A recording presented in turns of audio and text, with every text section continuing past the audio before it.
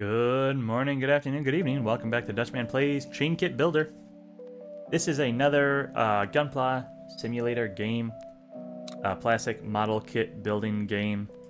This is just a demo version. Oopsies, I didn't mean to click that. We played a game a while ago called...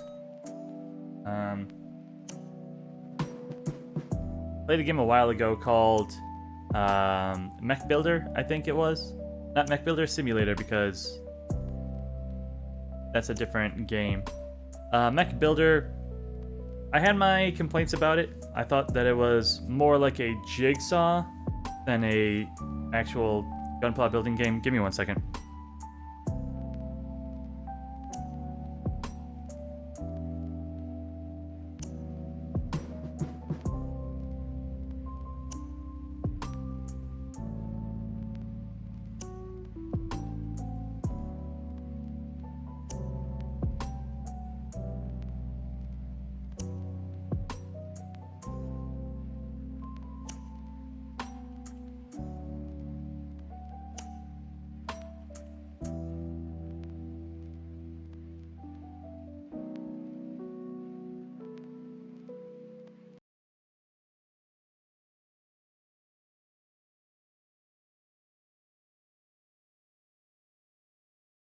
Alright, sorry about that. Somebody kept ringing my doorbell. Turns out it was nobody. Classic apartment living. Where was I? We played Mech Builder. I complained that it was a bit more like a jigsaw rather than a true classic model kit building game, which I think still stands true even for this game, this Chainkit Builder. But there are some pluses and minuses, so let's go ahead and just jump into a model. We'll start slapping some pieces together, and I'll talk about some of my complaints, some of my things that I'm really happy about. It looks like C3, C3. Just like the other game, it's super easy to organize your playing area. We have our hand tool to move things. We have our snippers to pop things out. What's interesting from this game to... Oh, okay. Holding down the right mouse button lets you slide things around. Let's see. Actually move these. Move this over here. Move these here. You can hold right click to rotate pieces. That's very different from what Mech Builder had. Everything was very static in that one. In this case, we're taking these butterfly wings. It wants us to put our decals on first thing, so I guess we'll do that. That looks like it goes there. This goes here. These guys are going...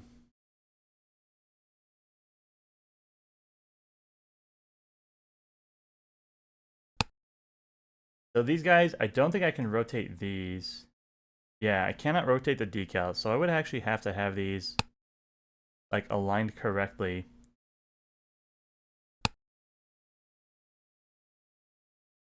You can already kind of tell where the issue is going to be. If these aren't lined up correctly, I just have to keep swapping between them. Yeah, it's got to be like that, and probably like that. There's no easy way to swap between those to make this work more efficiently. Alright, that's all the decaling done.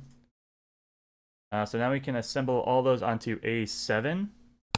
Pull out my A. Here's my 7. Snip, snip, snip, snip.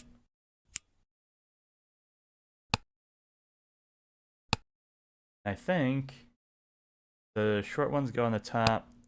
Should be able to start like, yeah, just snapping these together. Boom. Oh, that never got put on correctly. Cool. There we go. Now is it on? All right, good.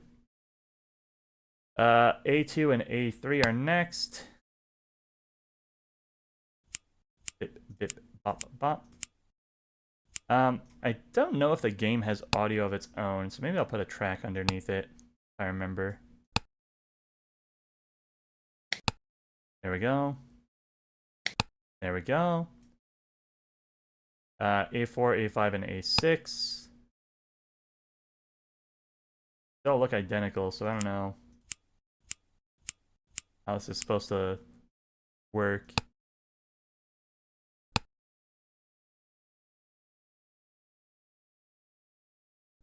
They just all kind of like line up right here. Sure. That makes sense, I guess.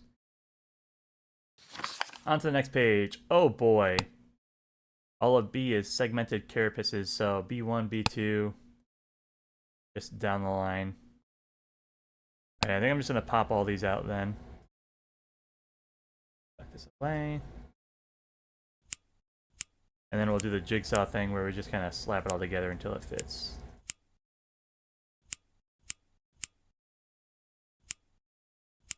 Bum bum bum. Bada bada bum bum bum bum. Maybe it'd be easier to start from the end of the tail too.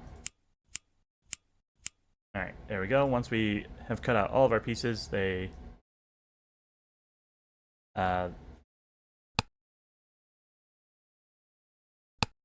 once all the pieces are cut out, they automatically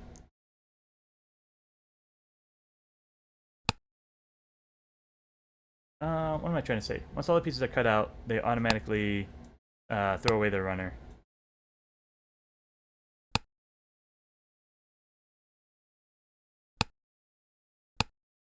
Again, these pieces have to be lined up perfectly in order to combine together. And sometimes it's not obvious what the orientation they're looking for is.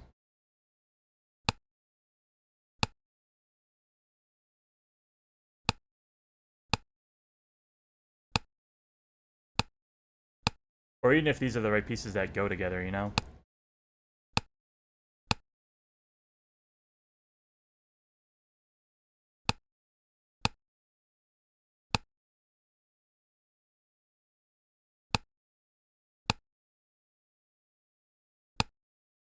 This rotation, you can only move it left or right. Up and down doesn't do anything. So, pretty annoying to get these to line up. There we go. Why can that rotate if it's connected? There we go.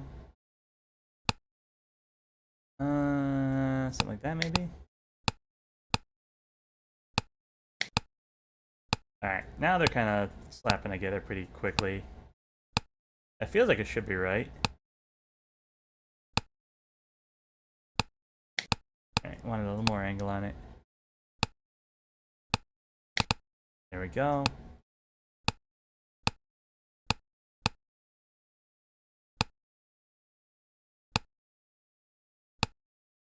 And this is like my main complaint. With Gunpla, this would kind of just all work. With this game, there's no way to tell why things aren't putting together correctly. It's rather annoying to have to guess and check and try to figure it out. Anger. Alright, there we go. One way or another, we got it all put together. Right arm, left arm, and then the armor plating on them.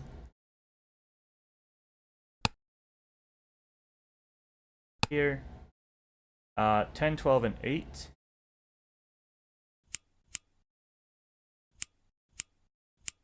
You know, the pieces that look like they go together, go together. Surprise, surprise.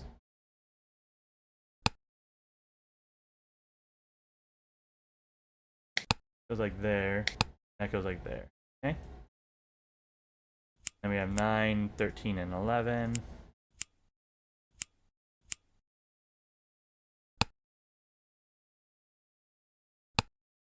That one goes...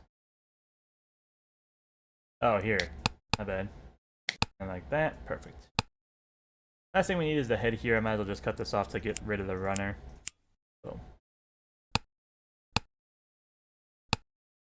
need C5, 7, 8, and 6.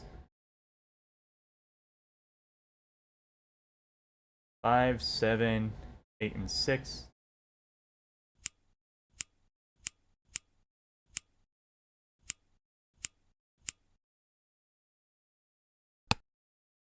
This guy away. These look like shoulders. These are on the forearms. Uh-huh.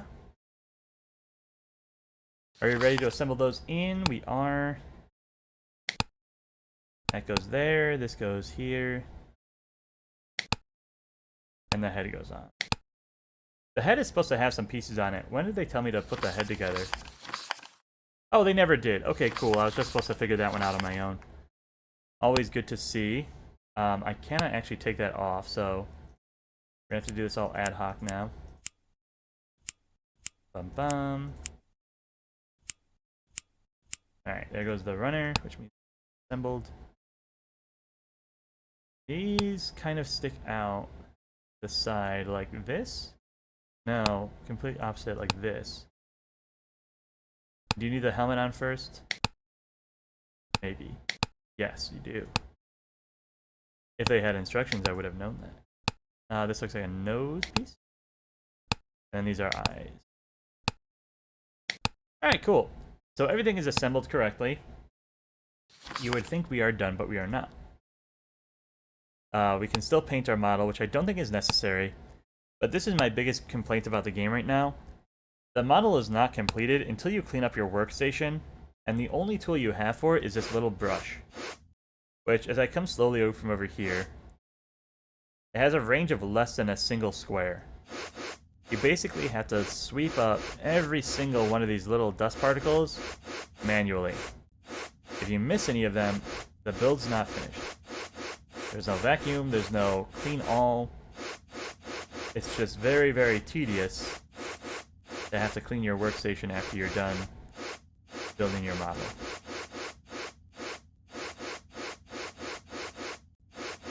You know, I didn't want to play Power Wash Simulator, I wanted to put together a cool dragon thingy. I can come back in and continue. I have my paint gun. I'll give it this, there are a lot of painting options available in here. You can select the hue, you can increase the G level of it, the B level. Oh, RGB, never mind. For some reason I thought that these were like shade levels, because this one goes down to like black. But that's like in here where you get the grays and the colored grays, I'll call them.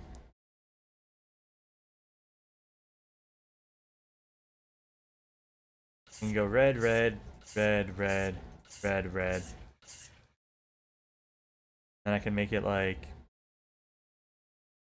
I don't know, a little more pinkish. And then let me get even more orange in there.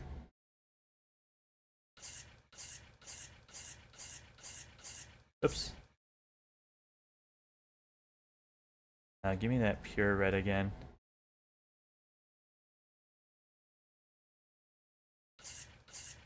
Oh, that's one piece, that's why. Is there a dropper? I don't know if there's a dropper tool. I can't just pick this pink up and reassemble it. I'd have to have memorized the hue I was looking for. I think it's something like there-ish. As close as I'll ever get. I don't know. There we go, that's a little bit better. And then that would also be... Give me biceps. Claws.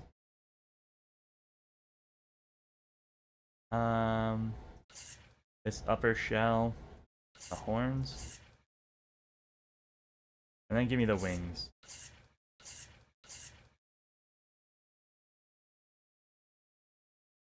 So there's definitely a lot of options for the colors. But one of the things that was great about Let's Call BBS was that the game let you um,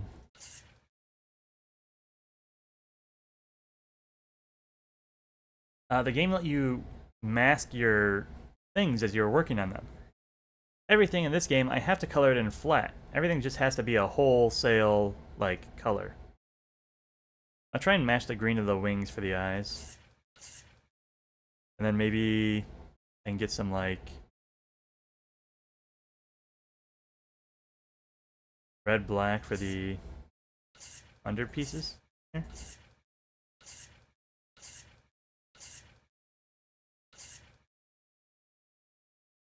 Now I gotta find that pink again. Oh.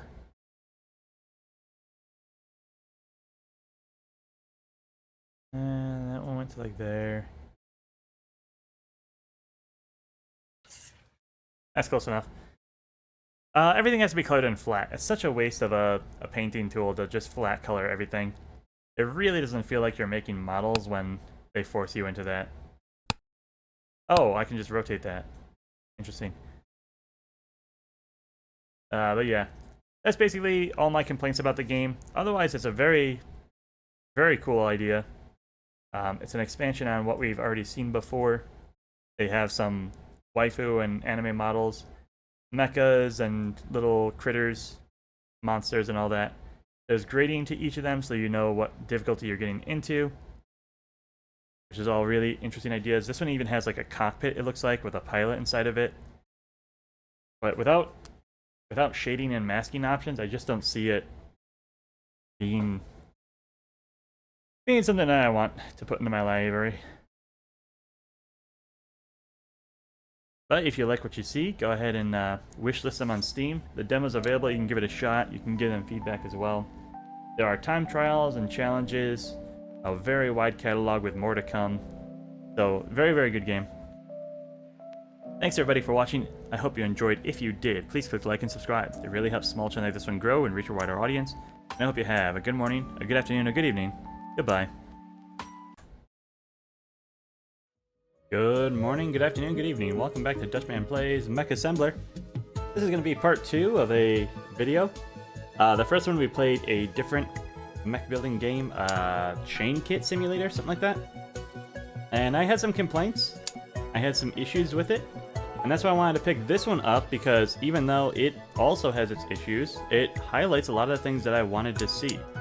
So let's get right into it. First and foremost, we're gonna go over some of the sins of this one. The numbering and the kit design. Well, first off, the numbering is nonsensical.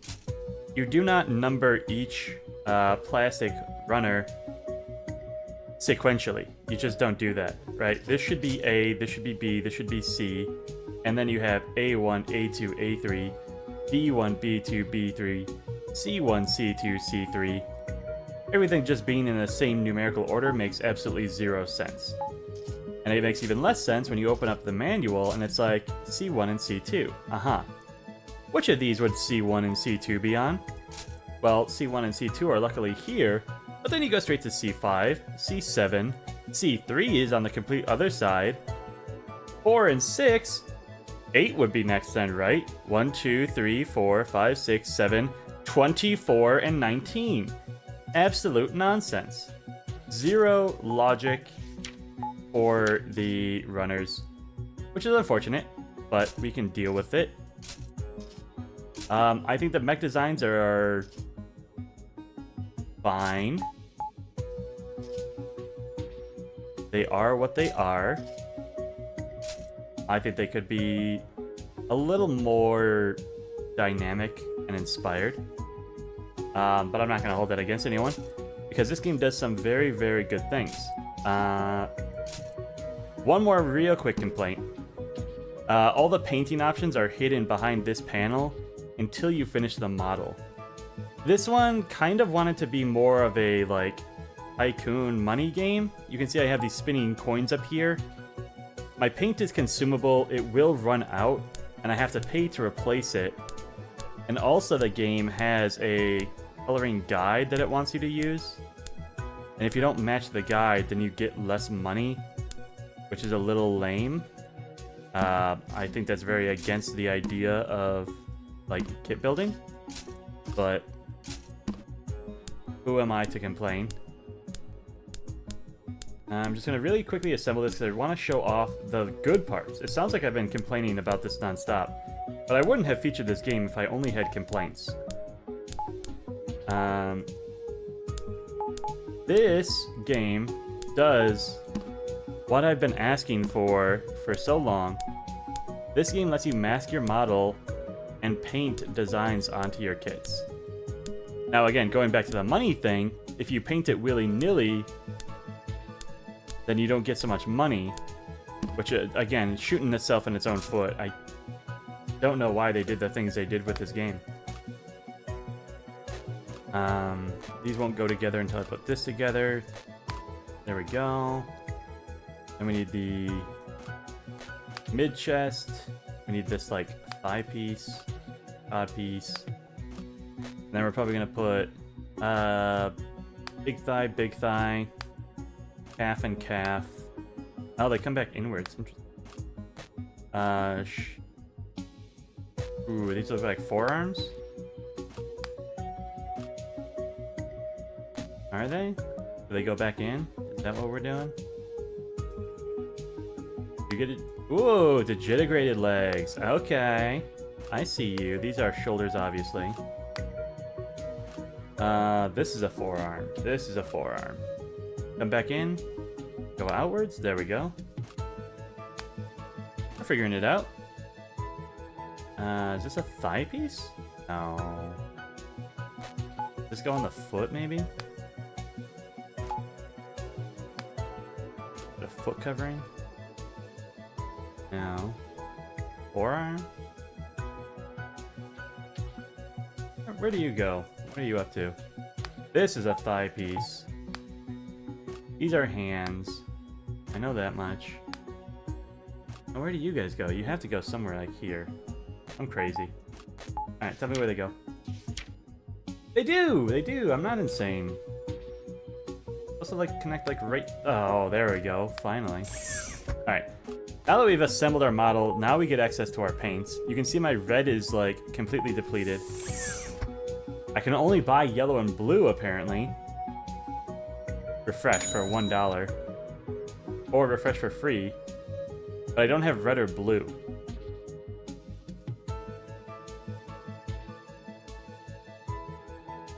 There's a timer on it? What is this, an MMO? What are you putting a timer on me for? Alright, so this game does a lot of things that are very, very weird. But what's so important is this ability to mask your models. Like, I can put tape over this. And I can paint stripes. I could put blocks on it. I can move these pieces of tape and put them wherever. Right? So if I want to do like an optic camo or like a digital camo kind of thing, I can have these squares blocking off my design. Obviously, I would put a base coat on, something like orange.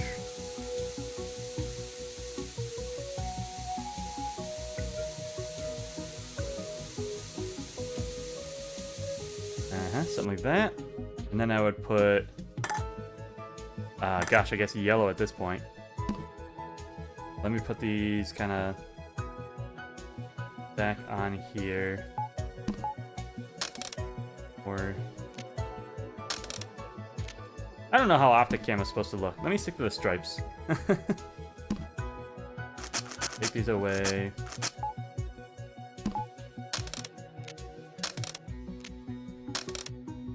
These stripes are, like, miserable too. But anyways. Now we can paint over these. And I can do whatever I want, which is so important. If you're gonna make it feel like I'm building a kit by myself, let me feel like I'm building a kit. You know what I'm saying? So we finally got a Mech, a Gunpla game where we have the ability to mask our kit and stripe it and do really cool designs.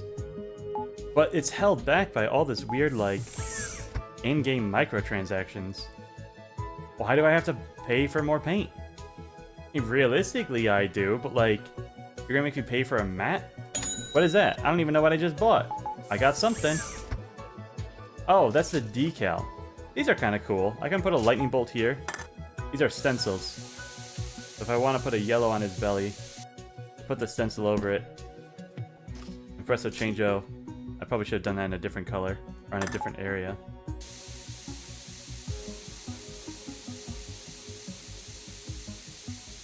The yellow on the gray did not show up very well.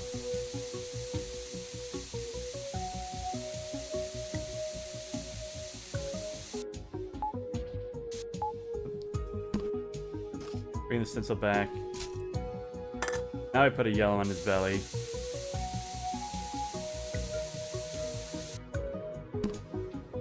And look at that. So really, really cool. Stencils are fine. There's no way to like mix paints very well. So you just have these base colors. You can use a bucket for a fill if you want to use the entire thing. But you can quickly run out. Yeah, it takes 3% per. It might even be more efficient to just run it through. And it also looked like the paint bucket goes under the tape. So we're like 25% of the way there on this game. And then we just held ourselves back the other 75%.